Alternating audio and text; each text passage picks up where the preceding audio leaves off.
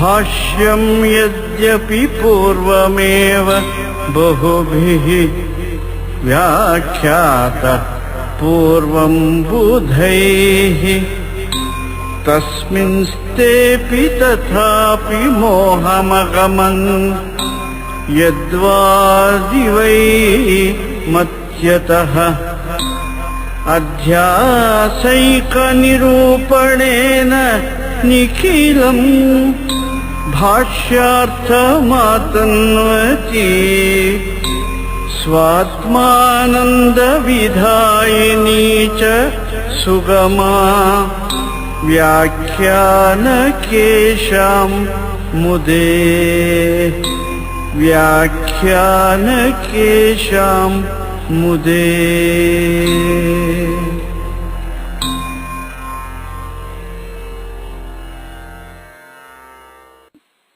शंकरं शंकराचार्यं केशवं बादरायणं सूत्रभाष्यकृतौ वन्दे भगवन्तौ पुनः पुनः। श्रुतिस्मृतिपुराणानाम् आलयं करुणालयं नमामि भगवत्पादम् शंकरं लोकशंकरम्।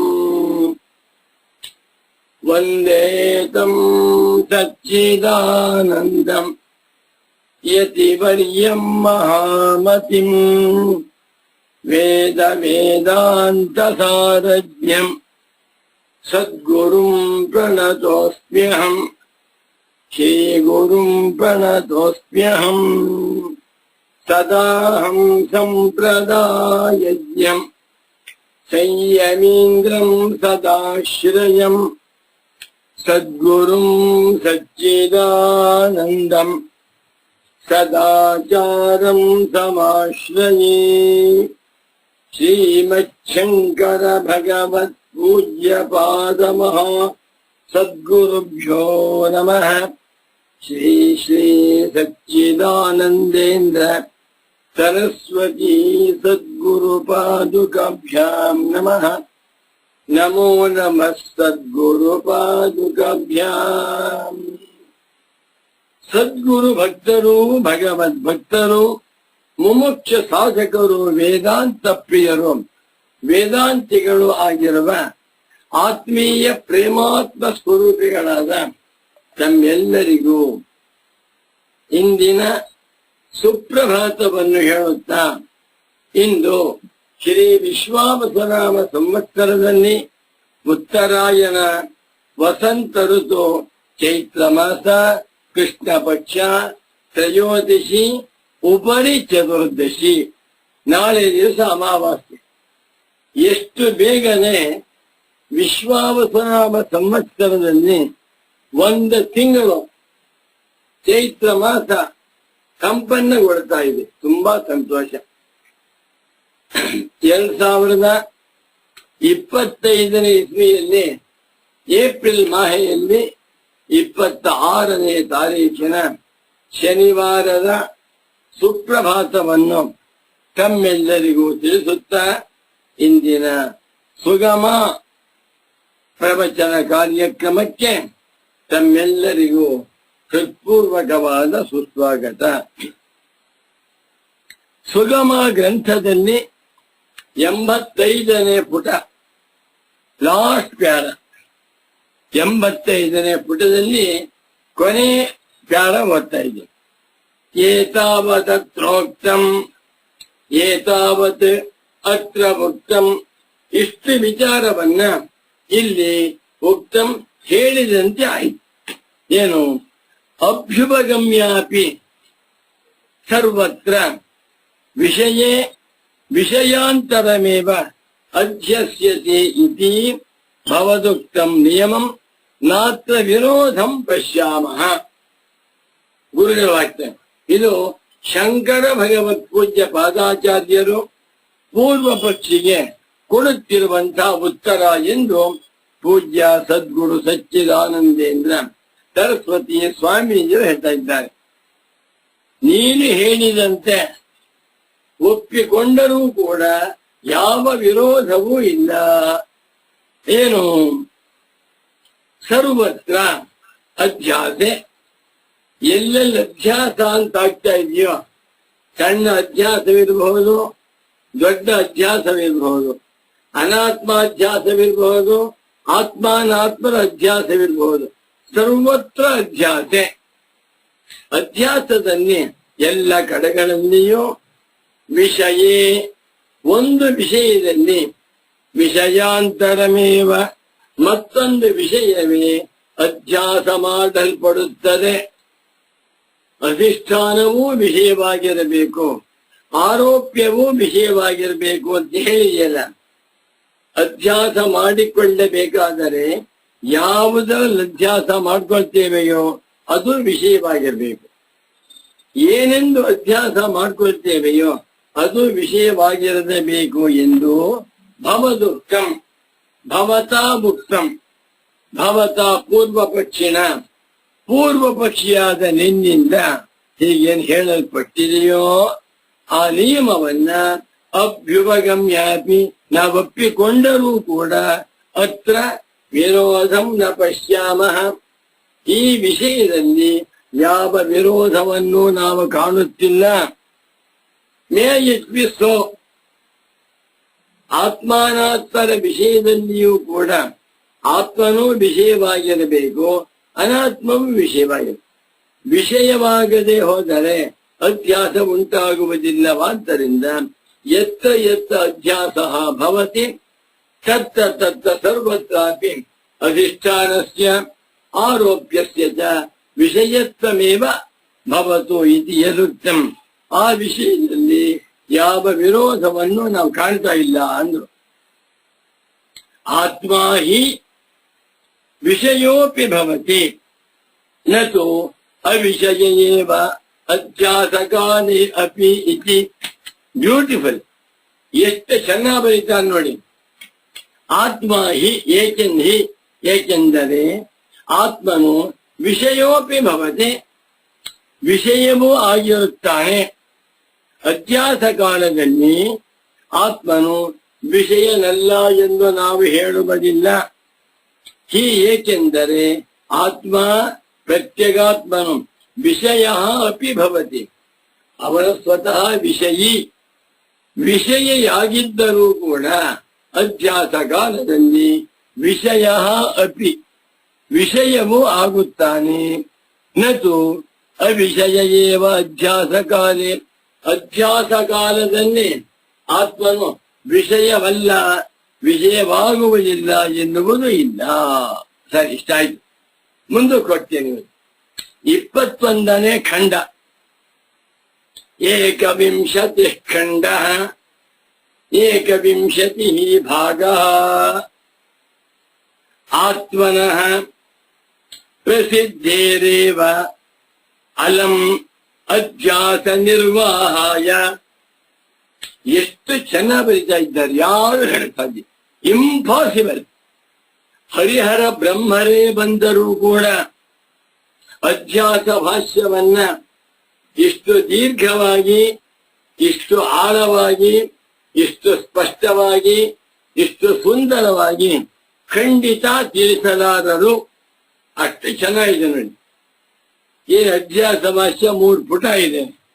ಒಂದೊಂದು ವಾಕ್ಯವನ್ನು ತೆಗೆದುಕೊಂಡು ಅಲ್ಲ, ಅದರಲ್ಲಿರುವ ಒಂದೊಂದು ಪದವನ್ನು ತೆಗೆದುಕೊಂಡು ಸಮನ್ವಯವನ್ನ ಎಷ್ಟು ಚೆನ್ನಾಗಿ ತಿಳಿಸ್ತಾ ಇದ್ದಾರೆ ಪೂಜ್ಯ ಸದ್ಗುರು. ಇದನ್ನ ನೋಡಿದಾಗ ತಾವೆಲ್ಲರೂ ಕೂಡ ಮನಸ್ಸಿನಲ್ಲಿ ಒಂದು ಕಲ್ಪನೆ ಮಾಡ್ಕೊಳ್ಳಿ. ಇದು ಅಚೇತನವಾಗಿರುವಂತಹ ಗ್ರಂಥ, ಜಡವಾಗಿರುವಂತಹ ವಾಕ್ಯ.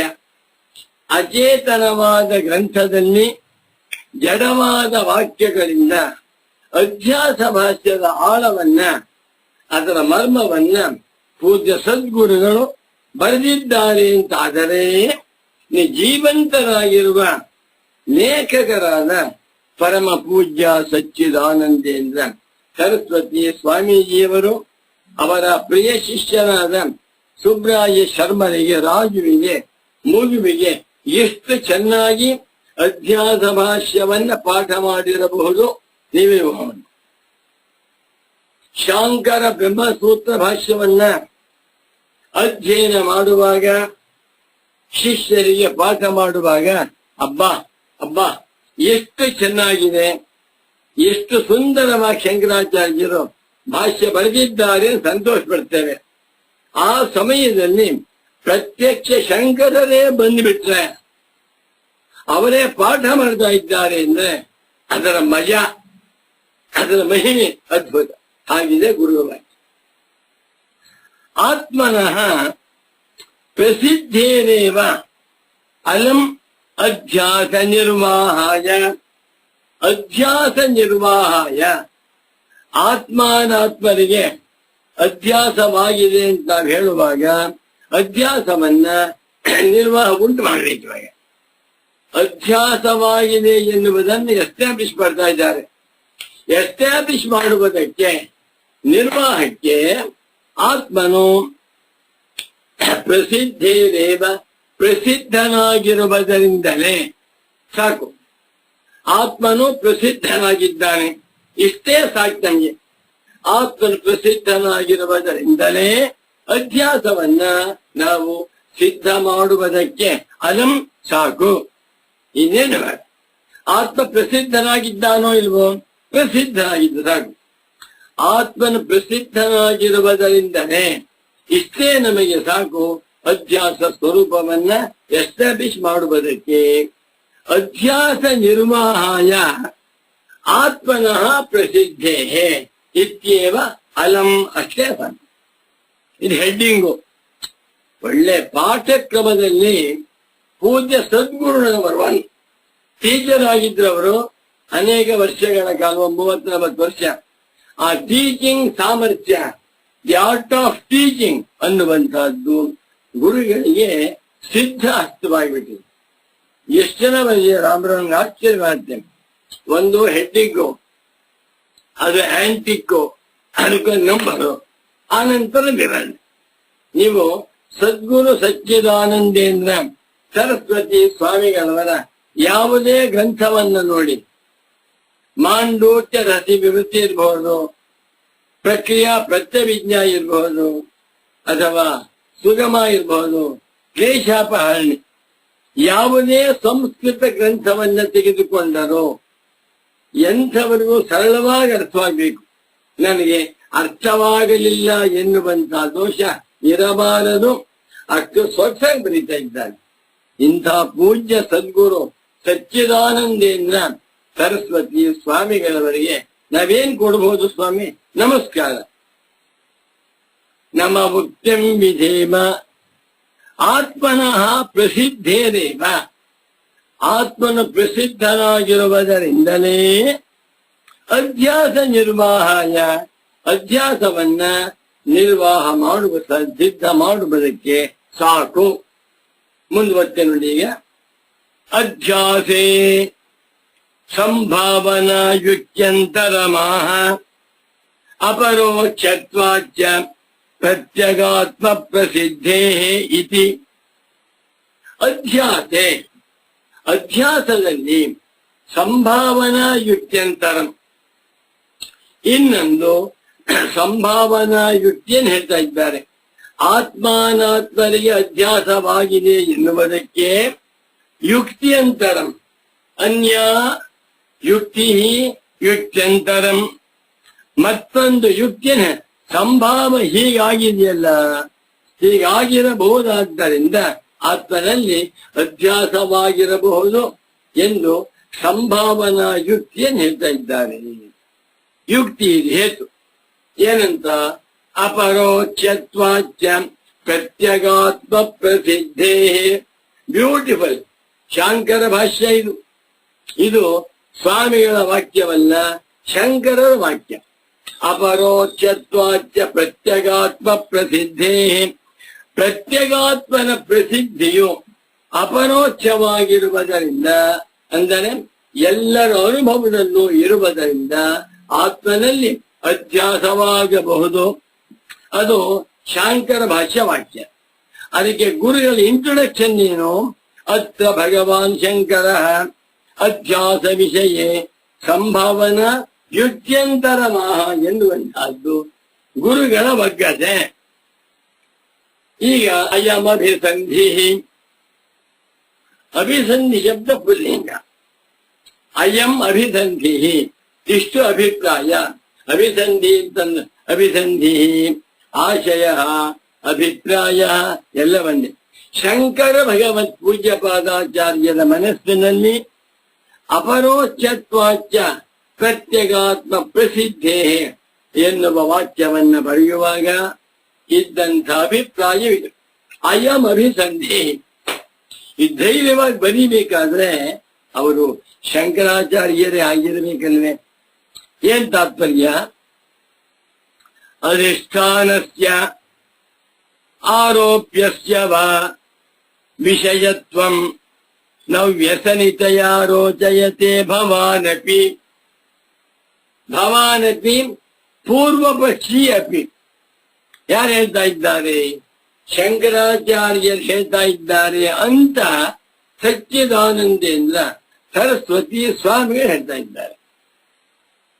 ಅಧಿಷ್ಠಾನಸ್ಯ ಅಧ್ಯಾಸಕ್ಕೆ ಯಾವುದು ಅಧಿಷ್ಠಾನವಾಗಿದೆಯೋ ಅದು, ಆರೋಪ್ಯಸ್ಯವ ಅದರಲ್ಲಿ ಯಾವುದು ಆರೋಪ್ಯವಾಗಿದೆಯೋ ಅದು, ಅಧಿಷ್ಠಾನವಾಗಲಿ ಆರೋಪ್ಯವಾಗಲಿ ವಿಷಯವೇ ಆಗಿರಬೇಕು ಎಂದು ನ ವ್ಯಸನಿತೆಯ.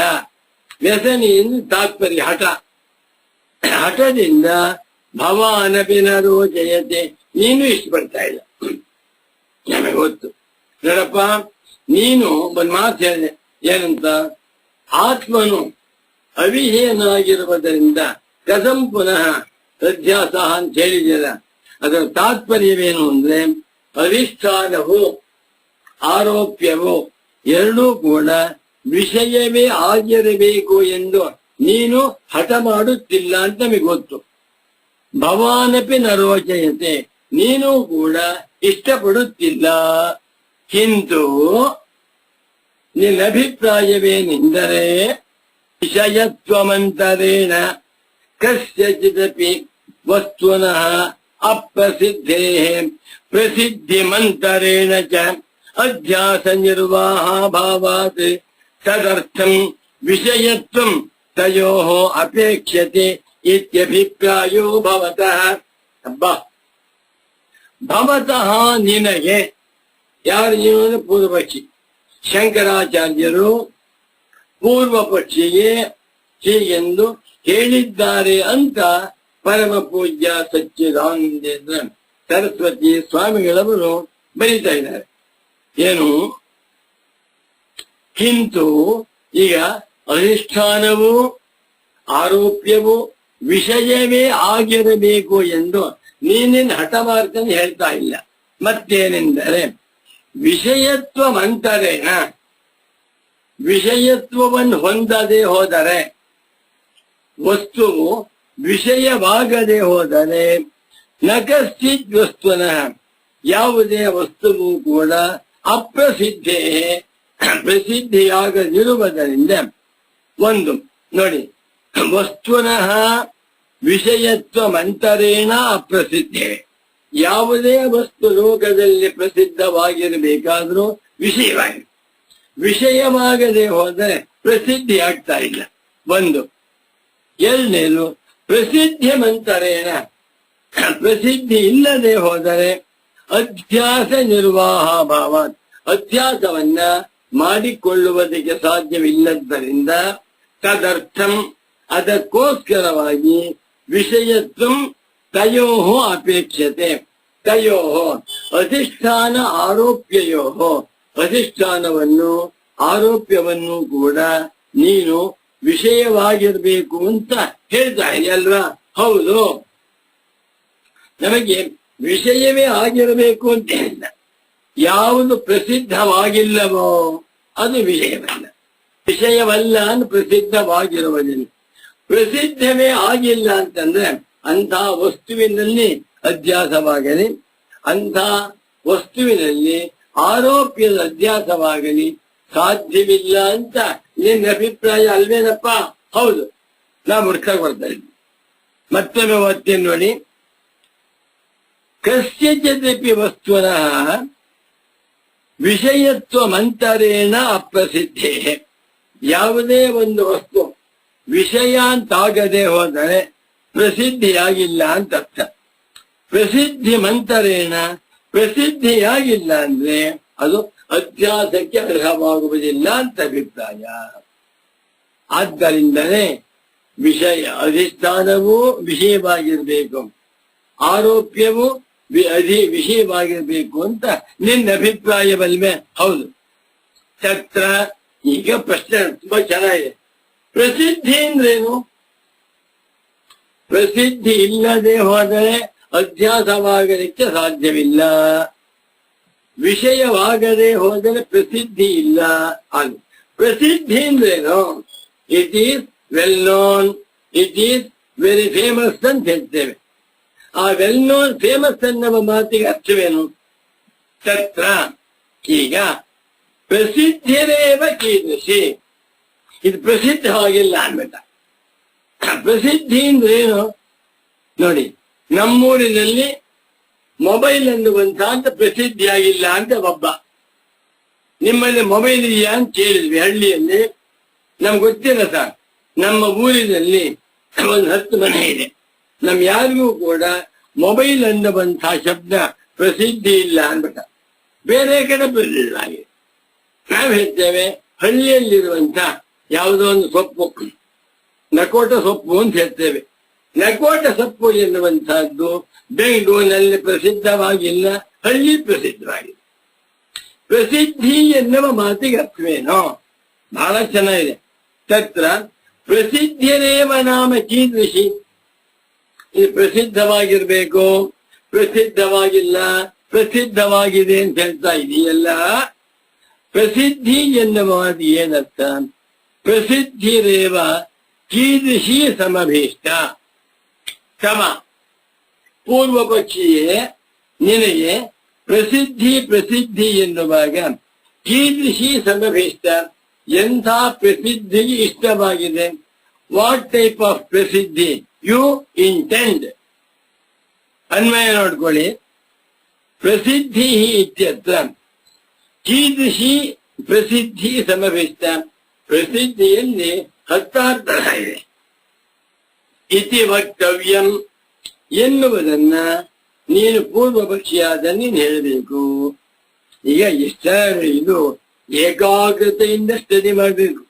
ಇದು ರಾಮಾಯಣ ಭಾರತ ಭಾಗವತ ಪುರಾಣವಲ್ಲ ಅಥವಾ ಕಾದಂಬರಿಯಲ್ಲ, ವಸ್ತು ವಿಚಾರ ಕ್ರಮ. ಯದಿ ವಿವಿಕ್ತ ಪ್ರತ್ಯಯ ವಿಷಯತೆಯ ಸರ್ವಲೋಕ ಪ್ರಸಿದ್ಧಿ ನ ತರ್ಹಿ ದೇಹಾತ್ಮಾಧ್ಯಾಸೇಪಿ ಸ್ವಾವಿದ್ಯತೆ.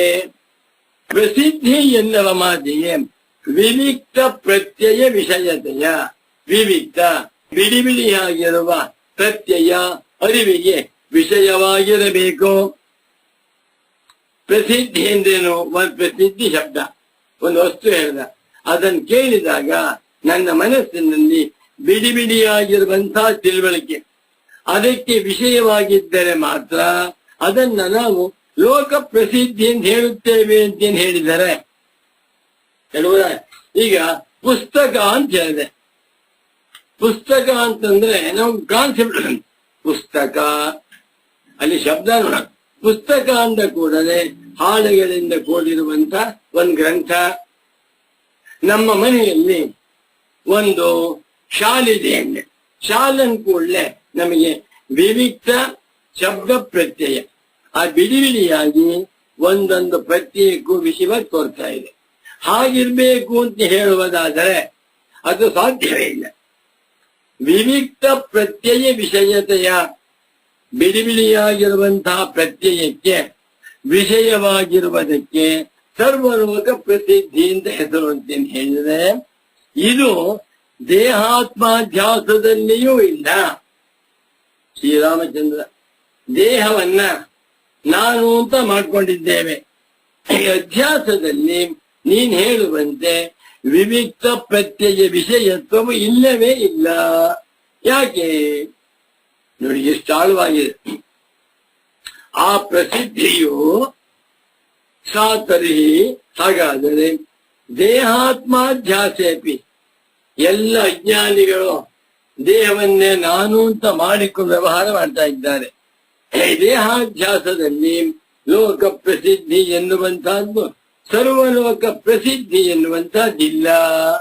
ಯಾಕೆ ಅಂದ್ರೆ ನಹಿ ಹಿ, ಏಕೆಂದರೆ ಯಾವನೊಬ್ಬ ಮನುಷ್ಯನೂ ಕೂಡ ಅಯಂ ದೇಹ ಅಯಂಚ ಆತ್ಮ ಇತಿ ವಿವಿಕ್ತ ಪ್ರತ್ಯಯ ವಿಷಯತೆಯ ಪ್ರಸಿದ್ಧಿರಸ್ತಿ ಲೋಕೆ.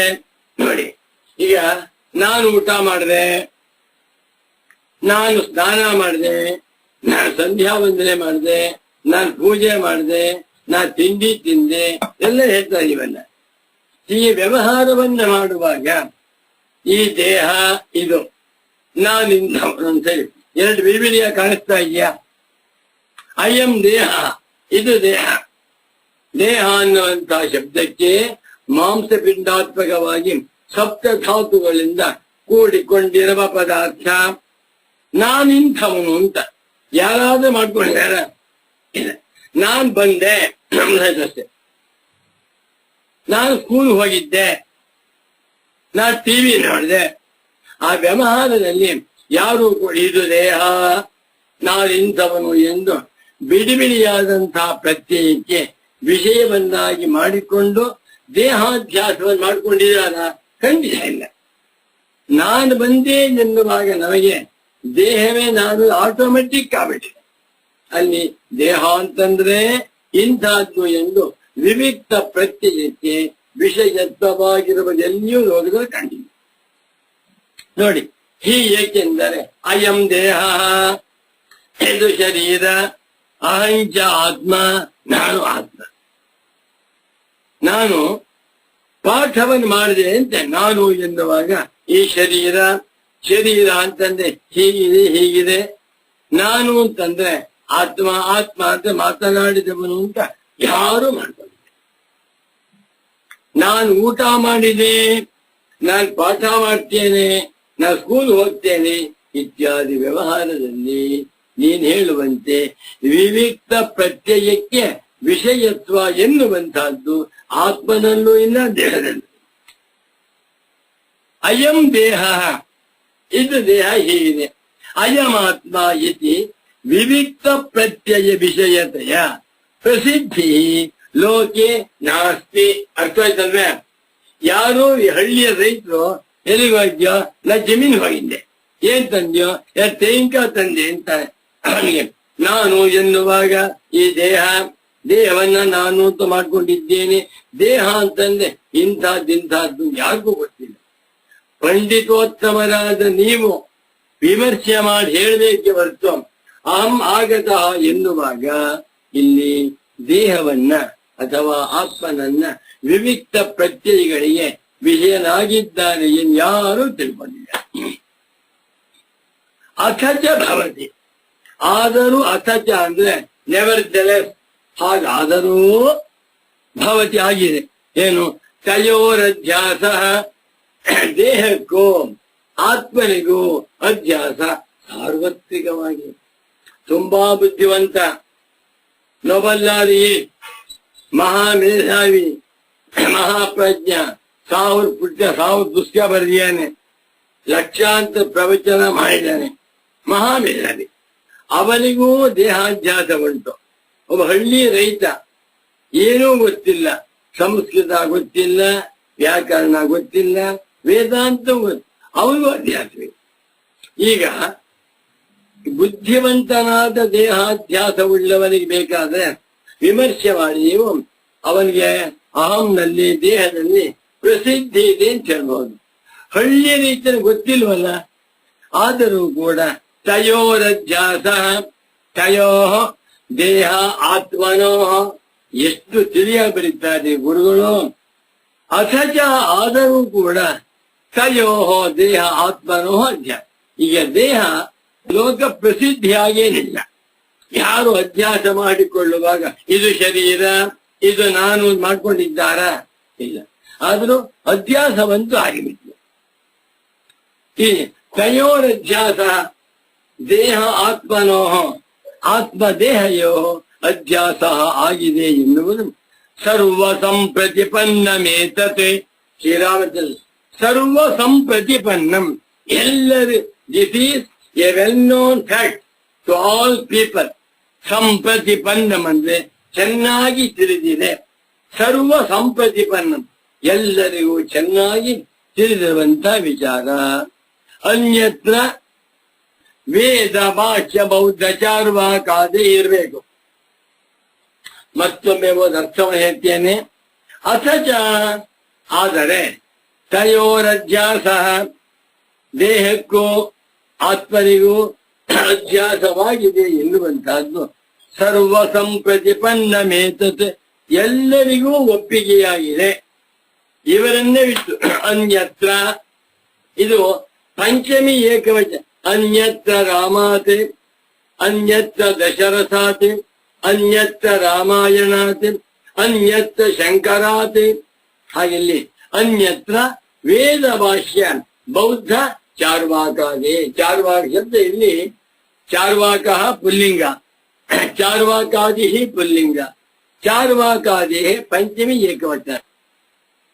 ವೇದ ಭಾಷ್ಯರಾದ, ವೇದ ಪ್ರಾಮಾಣ್ಯವನ್ನ ಒಪ್ಪದಿರುವ ಬೌದ್ಧರು, ಚಾರ್ವಾಕರು ಮುಂತಾದವರನ್ನ ಬಿಟ್ಟು, ಬೌದ್ಧರು ಚಾರ್ವಾಕರೇ ಮುಂತಾದ ಅವರನ್ನು ಅನ್ಯತ ಅವರ ಬಿಟ್ಟು ಉಳಿದ ಎಲ್ಲರೂ ಕೂಡ ಸಾಂಖ್ಯರು, ಕಾಪಿಲ ಸಾಂಖ್ಯರು, ಪಾತಂಜಲ ಯೋಗಿಗಳು, ಕಣದ ವೈಶೇಷಿಕರು, ಪೂರ್ವ ಮೀಮಾಂಸಕರು ಎಲ್ಲರೂ ಒಪ್ಪಮಳೆಯ.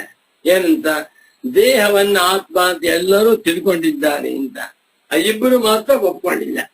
ಯಾರು? ವೇದ ಭಾಷ್ಯರು. ವೇದಕ್ಕಿಂತ ವೇದ ಪ್ರಾಮಾಣಿ ಒಪ್ಪದೇ ಇರುವಂತವರು ಬೌದ್ಧರು, ಚಾರ್ವಾಕರು. ಮುಂದಕ್ಕೆ ಹೋಗೋಣ.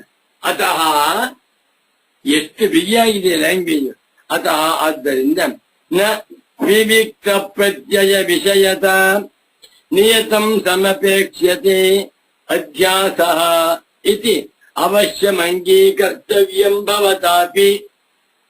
ಇಲ್ಲಿ ಸಮಪೇಕ್ಷತೆ ಅಧ್ಯಾಸೆ ಅಂತ ಮಾಡ್ಕೋಬೇಕು ನಾವು. ಸಮಪೇಕ್ಷತೆ ಎನ್ನುವಂತಹದ್ದು ಕರ್ಮಣಿ ಪ್ರಯೋಗ.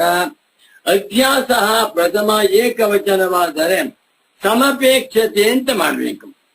ಸಮಪೇಕ್ಷತೆ ಅಂತಿದೆ ಅಂತಾದ್ರೆ ಅಧ್ಯಾಸೆ ಅಂತ ಮಾಡ್ಬೇಕಾಗುತ್ತೆ. ಅಧ್ಯಾಸೆ ಅಂತ ಬೇಕಾದವಾಗ. ಅತಃ, ಆದ್ದರಿಂದ ಅಧ್ಯಾಸದಲ್ಲಿ ವಿವಿಕ್ತ ಪ್ರತ್ಯಯ ವಿಷಯತ ಎನ್ನುವಂತಹದ್ದು ನ ನಿಯತಂ ಸಮಪೇಕ್ಷತೆ, ಕಡ್ಡಾಯವಾಗಿ ಅದು ಅಪೇಕ್ಷಿಸಲ್ಪಡುತ್ತಿಲ್ಲ. ಅನ್ವಯ ಹೆಚ್ಚು ನೋಡ್ಕೊಳ್ಳಿ. ಅತಃ ಅಧ್ಯಾಸೆ ವಿವಿಕ್ತ ಪ್ರತ್ಯಯ ವಿಷಯತ ನಿಯತಂ ನ ಅಪೇಕ್ಷತೆ. ಸರಿಯಾಯ್ತು. ಆದ್ದರಿಂದ ಅಧ್ಯಾಸದಲ್ಲಿ ಅಧ್ಯಾಸ ಮಾಡುವುದು ಬೇಡ. ಎಲ್ಲಿ ಅಧ್ಯಾಸವಾಗಿದೆಯೋ ಅಲ್ಲಿ ವಿವಿಕ್ತ ಪ್ರತ್ಯಯ ವಿಷಯತ್ವವು ಬಿಡಿಬಿಡಿಯಾಗಿರುವಂತಹ ಪ್ರತ್ಯಯಕ್ಕೆ ವಿಷಯವಾಗಿರಬೇಕು ಎನ್ನುವಂತ ನಿಯಮವನ್ನ ನಾವು ಒಪ್ಪಬೇಕಾಗಿಲ್ಲ. ಅದು ಅಪೇಕ್ಷಿಸಲ್ಪಡಬೇಕಾಗಿಲ್ಲ ಎಂದು ಅವಶ್ಯ ಅಂಗೀಕರ್ತವ್ಯಂ ಭವತಾಪಿ. ಅವಶ್ಯವಾಗಿ ನಿನ್ನಿಂದ ಇದು ಒಪ್ಪಿಕೊಳ್ಳಲ್ಪಡಬೇಕು. ಅರ್ಥ ಆಯ್ತಾ? ಮತ್ತೆ ನೋಡಿ, ಬಹಳ ಚೆನ್ನಾಗಿದೆ. ಇದನ್ನ ಅಧ್ಯಾಸ ಭಾಷ್ಯದ ವ್ಯಾಖ್ಯ, ಸುಗಮ ವ್ಯಾಖ್ಯ, ಸಿಂಪಲ್ ಅಲ್ಲ, ಗಂಭೀರವಾಗಿದೆ. ಅದನ್ನು ಓದಬೇಕಾದವನು ಗುರುಭಕ್ತನಾಗಿದೆ. ಗುರುಭಕ್ತನಾಗದೆ ಹೋದರೆ ಒಂದ್ ಅಕ್ಷರ ಓದಕ್ಕೆ ಅವ್ರು ತಪ್ಪು ಓದ್ಬಿಡ್ತಾನೆ. ನಾ ಸರಿಯಾಗಿ ಬತ್ತ ನೋಡಿ, ಅನ್ವಯ ಹೇಳ್ತೇನೆ. ಅತಃ ಅಧ್ಯಾಸೆ ವಿವಿಕ್ತ ಪ್ರತ್ಯಯ ವಿಷಯತ ನಿಯತಂ ನ ಸಮಪೇಕ್ಷ್ಯತೆ ಇತಿ ಭವತಾ ಅಪಿ ಅವಶ್ಯಂ ಅಂಗೀಕರ್ತವ್ಯಂ ಭವತಿ. ಸರಿಯಾಯ್ತು. ಅತಃ, ಆದ್ದರಿಂದ ಅಧ್ಯಾಸದಲ್ಲಿ ಅಧ್ಯಾಸವಾಗಿರುವಾಗ ವಿವಿಕ್ತವಾದ ಪ್ರತ್ಯಯಕ್ಕೆ ವಿಷಯವಾಗಿರಬೇಕು ಎನ್ನುವುದನ್ನ ನಿಯಮದಿಂದ ನಾವು ಒಪ್ಪಬೇಕಾಗಿಲ್ಲ ಎನ್ನುವುದನ್ನ ನೀನು ಒಪ್ಪಣೀಯ. ಎಲೆ ಪೂರ್ವ ಪಕ್ಷಿಯೇ, ಇದು ನಿನಗೂ ಸಮ್ಮತವಾಗಿದೆ. ಅಧ್ಯಾಸ ಅಂತಾಗಬೇಕಾದರೆ ಎರಡೂ ಪದಾರ್ಥಗಳು ವಿವಿಕ್ತ ಪ್ರತ್ಯಯಕ್ಕೆ ವಿಷಯವಾಗಿರಲೇಬೇಕು ಅಂತ ನಿಯಮವೇನಿಲ್ಲ ಎನ್ನುವುದನ್ನ ನೀನು ಒಪ್ಪಿಕೊಂಡಿದೀಯ. ಸರಿ. ಅಥ ಕಥಂಚಿತ್ ಪ್ರಸಿದ್ಧರಭಿಪ್ರೇತ ವಿದ್ಯತೆ ಏವ ಸಾ ಪ್ರಗತಿಪಿ ಇತಿ ಕಿಂ ವಿಷಯತ್ವ ಪರ್ಯಂತಾನುಧಾವನೆಯಿಂದ ಬಾ ಗುರುಗಳ ವಾಕ್ಯ ಇದೆ. ಇನ್ನು ಅಥ ಕಥಂಚಿತ್ ಹೇಗೋ ಪ್ರಸಿದ್ಧಿಯಾಗಿದೆ, ಯಾವುದು ಅಧಿಷ್ಠಾನವೂ ಪ್ರಸಿದ್ಧಿಯಾಗಿದೆ, ಆರೋಪ್ಯವೂ ಹೇಗೋ ಪ್ರಸಿದ್ಧವಾಗಿದೆ. ಅದು ನಿಮಿತ್ತ ಪ್ರತ್ಯಯಕ್ಕೆ ವಿಷಯವಾಗಿರ್ಬೇಕು ಅಂತ ಹೇಳಿಲ್ಲ. ಎರಡೂ ಪದಾರ್ಥಗಳು ಹೇಗೋ ಪ್ರಸಿದ್ಧವಾಗಿದೆ ಅಂತಾದ್ಮೇಲೆ ಕಥಂಚಿತ್ ಪ್ರಸಿದ್ಧರ ಅಭಿಪ್ರೇತ ಹೇಗಾದ್ರೂ ಆಗಲಿ ಪ್ರಸಿದ್ಧಿ ಆಗಿದೆ ಎನ್ನುವಂತಹದ್ದು ಇಷ್ಟವಾಗಿದೆ ಅಂತಾದ್ಮೇಲೆ ವಿದ್ಯತೆ ಏವ ಸಾ ಪ್ರಗತಿ ಅಧ್ಯಾಸ ಆತ್ಮಾನಾತ್ಮನ ಅಧ್ಯಾಸದಲ್ಲಿ ಆ ಪ್ರಸಿದ್ಧಿ ಎನ್ನುವಂತಹದ್ದು ಇದ್ದೇ ಇದೆ. ನೋಡಿ, ಸ್ವಲ್ಪ ಕಂಡ್ಬಿಟ್ಟು ನೋಡ್ಬೇಕು. ಅಥ ಹಾಗಿಲ್ಲದೆ ಕಥಂಚಿತು ಪ್ರಸಿದ್ಧಿ ಅಭಿಪ್ರೇತ ಪ್ರಸಿದ್ಧಿ ಎನ್ನುವ ಮಾತಿಗೆ ವಿವಿಕ್ತ ಪ್ರತ್ಯಯಕ್ಕೆ ವಿಷಯವಾಗಿರಲೇಬೇಕು ಅಂತ ಹೇಳಿಲ್ಲ. ಪ್ರಸಿದ್ಧಿ ಆಗಿದ್ದು ಸಾಕು ಅಂತ ಆಗ್ಬಿಟ್ರೆ ಕಥಂಚಿತ್ ಹೇಗೋ ಪ್ರಸಿದ್ಧಿಯನ್ನು ಒಪ್ಕೊಂಡಿದ್ದೇವೆ ಅಂತ ಆದರೆ ಸಾ ಪ್ರಸಿದ್ಧಿ ಆ ಪ್ರಸಿದ್ಧಿಯು ಪ್ರಗತೇಪಿ ಅಧ್ಯಾಸೆ ಆತ್ಮನಲ್ಲಿ ಅನಾತ್ಮವನ್ನ ಆತ್ಮನನ್ನ ಅಧ್ಯಾಸ ಮಾಡಿಕೊಂಡಿದ್ದಾರೆ ಎನ್ನುವಂತ ಪ್ರಗತ ಅಧ್ಯಾಸದಲ್ಲಿಯೂ ಆ ಪ್ರಸಿದ್ಧಿಯು ವಿದ್ಯತೆ ಏವ ಇದ್ದೇ ಇದೆ. ಆತ್ಮನು ಯದ್ಯಪಿ ಇದಂ ಪ್ರತ್ಯಯ ವಿಷಯವಾಗಿಲ್ಲದೆ ಹೋದರೆ ಆತ್ಮ ಪ್ರಸಿದ್ಧನಾಗಿ ಸಾಕು. ಪ್ರಸಿದ್ಧನಾಗಿದ್ದಾನೆ ಅಂತಾದ ಮೇಲೆ ಇಲ್ಲಿ ಅವಶ್ಯವಾಗಿ ಆತ್ಮನನ್ನ ಅನಾತ್ಮವೆಂದು ಅನಾತ್ಮವನ್ನ ಆತ್ಮನೆಂದು ಅಧ್ಯಾಸ ಮಾಡಿಕೊಂಡಿದ್ದಾರೆ ಎನ್ನುವಂತಹದ್ದು ಸಿದ್ಧವಾಯಿತು. ಎಷ್ಟು ಸುಲಭವಾಗಿ ಸಿದ್ಧವಾಗುತ್ತಿರಬೇಕಾದರೆ ನೀನು ವಿಷಯತ್ವ ಪರ್ಯಂತ ವಿಷಯವಾಗಿರಬೇಕು, ವಿಷಯವಾಗದೆ ಹೋದರೆ ಅಧ್ಯಾಸವಾಗಲು ಸಾಧ್ಯವಿಲ್ಲ ಎಂದು ವಿಷಯತ್ವ ಪರ್ಯಂತ ವಿಷಯವಾಗಿರಬೇಕು ಎಂದು ಅಲ್ಲಿಯವರೆಗೆ ಯಾಕೆ ಓಡ್ ಹೋಗ್ತಾ ಇದೀಯಾ? ಬೇಕಾಗಿಲ್ಲ. ಈಗ ಹೊಟ್ಟೆ ಹಸ್ತಿದೆ, ಅಡಿಗೆ ಸಿದ್ಧವಾಗಿದೆ, ಯಾವ ಊಟ ಆದ್ರೂ ಪರವಾಗಿಲ್ಲ ಅಂತ ಆದ್ಮೇಲೆ ಅದನ್ನ ಬಿದ್ದುಬಿಟ್ಟು 1 ಕಿಲೋಮೀಟರ್ ದೂರವಿರುವಂತಹ ಹೋಟ್ಲ್ ಯಾಕೆ ಹೋಗ್ಬೇಕು? ಸ್ವಾಮಿ, ಅಡಿಗೆ ಇದ್ದು ಸಾಕು, ನಮಗೆ ಮಡಿ ಮೇಲಿಗೆ ಅಂತ ಬೇಕಾಗಿಲ್ಲ, ರುಚಿಯಾಗಿದ್ದ ಸಾಕು ಅಂತ ಅಮ್ಮ ಅಡಿಗೆ ಮಾಡಿದ್ದಾರೆ. ಹತ್ತಿರದಲ್ಲಿರುವಂತಹ ಊಟ ಬಿಟ್ಟು ದೂರಕ್ಕೆ ಹೋಗ್ಬೇಕು. ಆತ್ಮನು ಪ್ರಸಿದ್ಧನಾಗಿದ್ದಾನೆ. ಮುಂದೆ ತೋರಿಸ್ಕೊಡ್ತಾರೆ, ಆತ್ಮತ್ವೇನ ಪ್ರಸಿದ್ಧ ಆತ್ಮ, ಪ್ರತ್ಯಗಾತ್ಮತ್ವೇನ ಪ್ರಸಿದ್ಧ ಆತ್ಮ. ಇಷ್ಟಿರ್ಬೇಕಾದ್ರೆ ಪ್ರಸಿದ್ಧಿ ಇದೆ, ಅಧ್ಯಾಸವಾಗಿದೆ. ಇದನ್ನು ಬಿಟ್ಬಿಟ್ಟು ವಿಷಯವಾಗಿರ್ಬೇಕು, ವಿಷಯವಾಗದೆ ಹೋದರೆ ಅಧ್ಯಾಸವಾಗಲಿಕ್ಕೆ ಸಾಧ್ಯವಿಲ್ಲ ಅಂತೇಳಿ ವಿಷಯತ್ವ ಪರ್ಯಂತ ಅಷ್ಟೊಂದು ದೂರಕ್ಕೆ ಧಾವನೇನ ಯಾಕೆ ಓಡ್ ಹೋಗ್ತಾ ಇದೀಯಾ? ವೇಸ್ಟ್. ಸಿದ್ಧಮನ್ನಂ ಪರಿತ್ಯಜ್ಯ ಭಿಕ್ಷಾಮಠತಿ ಬ್ರಹ್ಮತಿ. ಸಿದ್ಧವಾಗಿದೆ ಊಟ, ಅದನ್ನು ಬಿಟ್ಟು ಭಿಕ್ಷಾಟನೆ ಮಾಡ್ತಾ ಮುಂದಕ್ಕೆ ಹೋಗ್ಬೇಕು. ಆದ್ದರಿಂದ ಆತ್ಮನು ಪ್ರತ್ಯಗಾತ್ಮತ್ವೇನ ಪ್ರಸಿದ್ಧನಾಗಿರುವುದರಿಂದ ಅಧ್ಯಾಸವಾಗಬಹುದು ಅಂತ. ಇದನ್ನು ಬಿಟ್ಬಿಟ್ಟು ಆತ್ಮ ವಿಷಯನಲ್ಲ, ವಿಷಯನಾಗಿದ್ದರೆ ಮಾತ್ರ ಅಧ್ಯಾಸವಾಗುತ್ತೆ ಅಂತೇಳಿ ಅಲ್ಲಿಯವರೆಗೆ ಯಾಕೆ ಓಡ್ ಹೋಗ್ತಾ ಇದೀಯ? ಬೇಡ. ಇಷ್ಟು ಸಿದ್ಧಾಂತ. ಅದರ ಮೇಲೆ ಪೂರ್ವ ಪಕ್ಷ. ನಾನು ಪ್ರಮಾಣೈ ಸಿದ್ಧಿ ಪ್ರಸಿದ್ಧಿ. ಅಬ್ಬ ಸ್ವಾಮಿ, ಪ್ರಸಿದ್ಧಿ ಅಂದ್ರೇನು? ಪ್ರಸಿದ್ಧಿ. ಪ್ರ ಅಂದ್ರೆ ಪ್ರಮಾಣೈ, ಪ್ರ ಅಂದ್ರೆ ಪ್ರಕರ್ಷೇಣ ಸಿದ್ಧಿ ಪ್ರಸಿದ್ಧಿ. ಪ್ರಸಿದ್ಧಿ ಎನ್ನುವ ಮಾತಿಗೆ ಇಂದ್ರಿಯ ಪ್ರಮಾಣಗಳಿಂದ ಸುಸ್ಪಷ್ಟವಾಗಿ ಸಿದ್ಧವಾಗಿರುವುದು ಅಂತ ಅರ್ಥವಲ್ವೇ? ಈಗ ಅನೇಕ ನಕ್ಷತ್ರಗಳಿವೆ, ಪ್ರಸಿದ್ಧಿಯಾಗಿಲ್ಲ.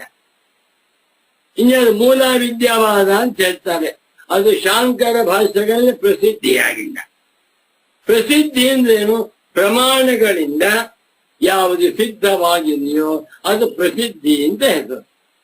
ಸಾಹಿ ಪ್ರಕರ್ಷೇಣ ಸಿದ್ಧಿ ವಸ್ತುನಃ, ಅದೇ ಅಲ್ಲವೇ ವಸ್ತುವಿಗೆ ಪ್ರಕರ್ಷೇಣ ಸಿದ್ಧಿ. ಒಂದ್ ಪಿನ್ ಇದೆ, ಏನ್ ಪ್ರಮಾಣ? ಕಣ್ಣಿಂದ ನೋಡಿ. ಇದೊಂದು ಜಿಲ್ಲೆ ಹರಿತಾ ಇದೆ, ಏನ್ ಪ್ರಮಾಣ? ಕಣ್ಣಿಂದ ನೋಡಿ. ಈ ಕಾಫಿಗೆ ಸಕ್ಕರೆ ಹಾಕಿದ್ದಾರೆ, ಹೇಗೆ ಗೊತ್ತು? ನಾಲ್ಗೆಯಿಂದ ನೋಡಿ. ಇನ್ನು ಕೆಟ್ಟವಾಸನೆ ಬರ್ತಾ ಇದೆ ಸರ್ ಚಿರಂದಿಯಿಂದ, ಹೇಗೆ ಗೊತ್ತು? ಮೂಗ್ ಪ್ರಮಾಣ. ಸಾಹಿ ಅದೇ ಅಲ್ಲವೇ ವಸ್ತುವಿಗೆ ಪ್ರಸಿದ್ಧಿ ಎನ್ನುವ ಮಾತಿಗೆ ಅರ್ಥ. ಚೆನ್ನಾಗಿದೆ ಇದು. ಪ್ರಸಿದ್ಧಿ ಅಂದ್ರೇನು ಪ್ರಶ್ನೆ ಇವಾಗ.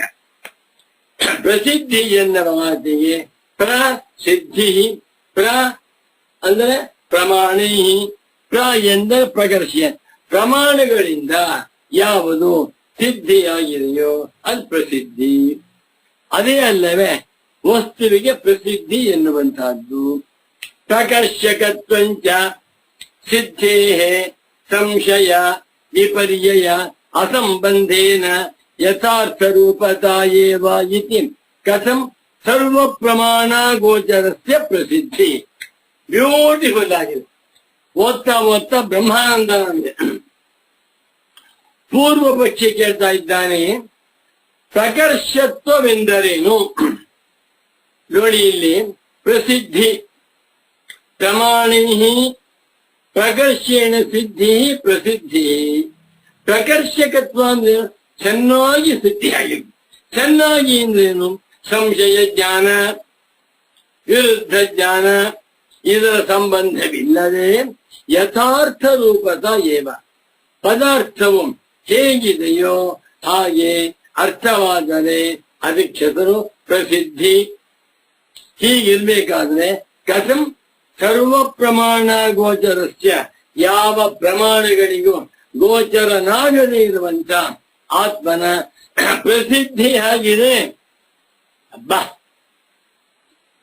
ಆತ್ಮನನ್ನ ನೀವು ವೇದಾಂತಿಗಳು ಯಥೋ ವಾಚೋ ನಿವರ್ತಂತೆ ಅಂತ ಹೇಳ್ತೀರ.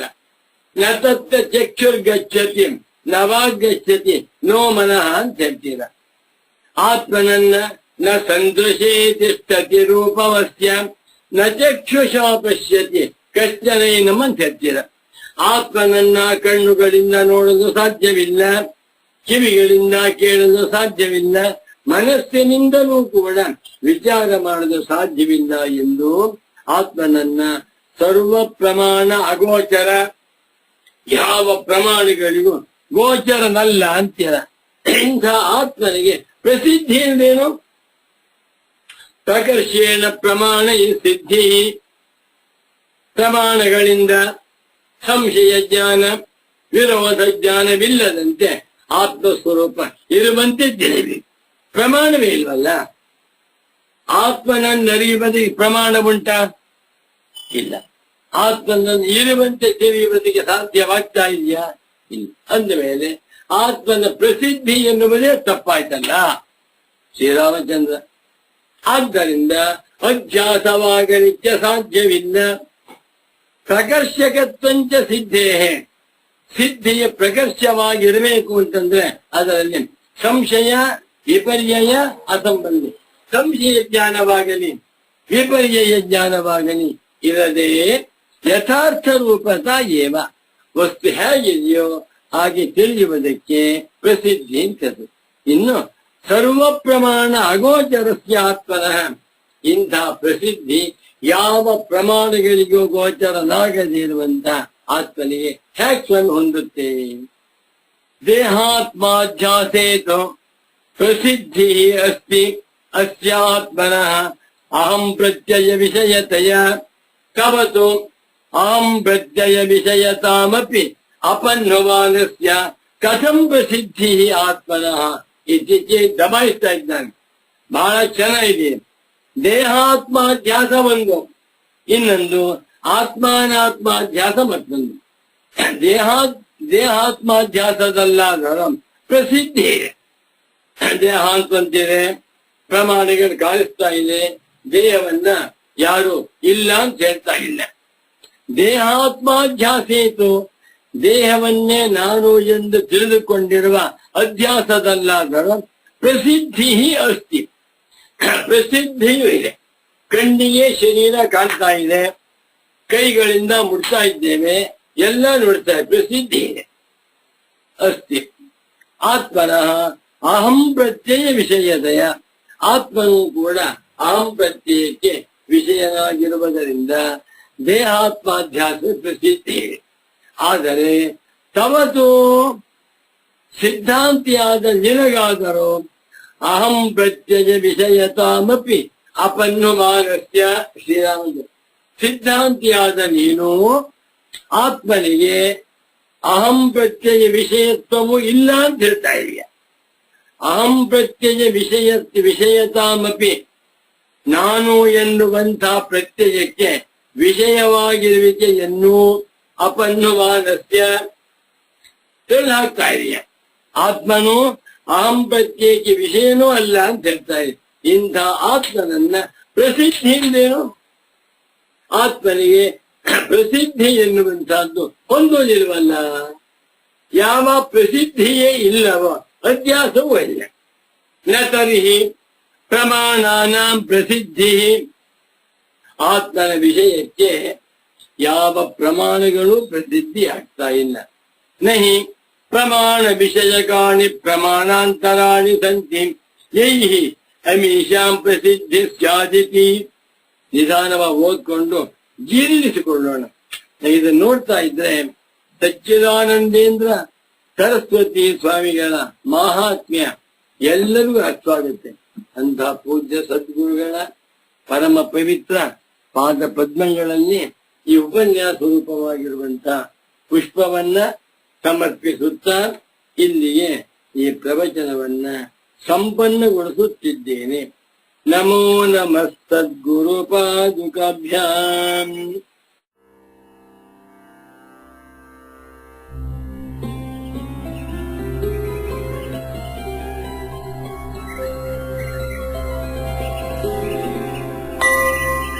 ಓಂ ನಮಃ ಶ್ರೀ ಸಚ್ಚಿದಾನಂದ ಯತಿರಾಜಾಯ ಧೀಮತೆ ಅದ್ವೈತಾನಂದ ತೃಪ್ತಾಯ ಜೀವನ್ಮುಕ್ತಾಯ ತೇ ನಮಃ. ಜೀವನ್ಮುಕ್ತಾಯ ತೇ ನಮಃ.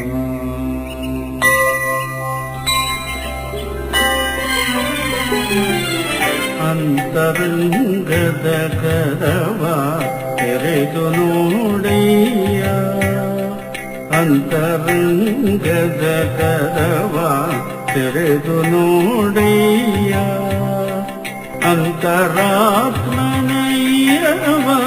ಹರಿಯ ಮನ ಮಾಡಯ್ಯ, ಅಂತರಂಗದ ಕದವ ತೆರೆದು ನೋಡಯ್ಯ, ತೆರೆದು ನೋಡಯ್ಯ.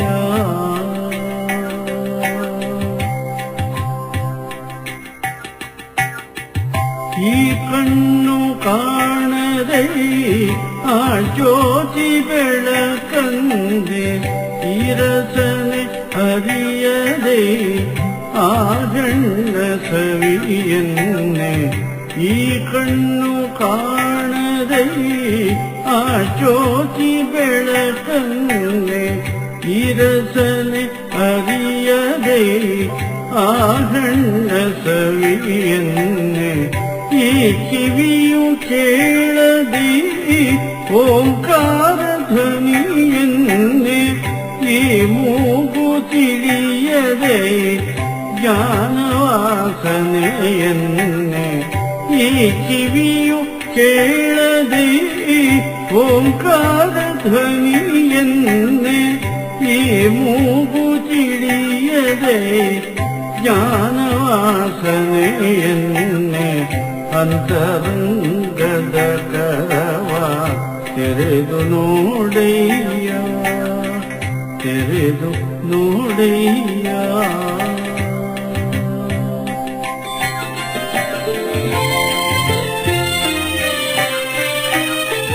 ದೇಹವೇ ದಿವ್ಯರಥ ಇಂದ್ರಿಯಗಳೇ ಕುದುರೆ ಜೀವಾತ್ಮ ಸಾರಥಿಯು ದಾರಿ ಸಾಗುತ್ತಿರೆ ದೇಹವೇ ದಿವ್ಯರಥ ಇಂದ್ರಿಯಗಳೇ ಕುದುರೆ ಜೀವಾತ್ಮ ಸಾರಥಿಯು ದಾರಿ ಸಾಗುತ್ತಿರೆ ಕಡಿವಾಣ ಬಿಗಿ ಹಿಡಿದು ಮೋಹವನೆ ಸದೆ ಪಡಿದು ಸತ್ಯ ಮಾರ್ಗದೆ ನಡೆದು ಮನವನೊಂದಡೆ ನಿಲ್ಲಿಸಿ ಕಡಿವಾಣ ಬಿಗಿ ಹಿಡಿದು ಮೋಹವನೆ ಸದೆ ಪಡಿದು ಸತ್ಯ ಮಾರ್ಗದೆ ನಡೆದು ಮನವನೊಂದಡೆ ನಿಲ್ಲಿಸಿ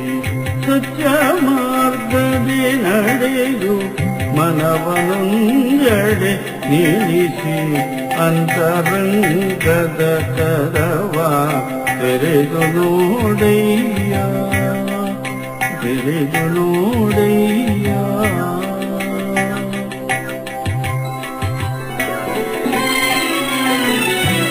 ಸೊಗವಾಗಿ ನಗೆಯೇಕೆ ದುಗುಡದಲ್ಲಿ ಕರಿಯೇಕೆ ಸೊಗವ್ಯಾವುದೆಂಬುದನು ಅರಿತಿಹೆಯೇ ಮರುಳೇ ಸೊಗವಾಗಿ ನಗೆಯೇಕೆ ದುಗುಡದಲ್ಲಿ ಕರಿಯೇಕೆ ಸೊಗವ್ಯಾವುದೆಂಬುದನು ಅರಿತಿಹೆಯೇ ಮರುಳೇ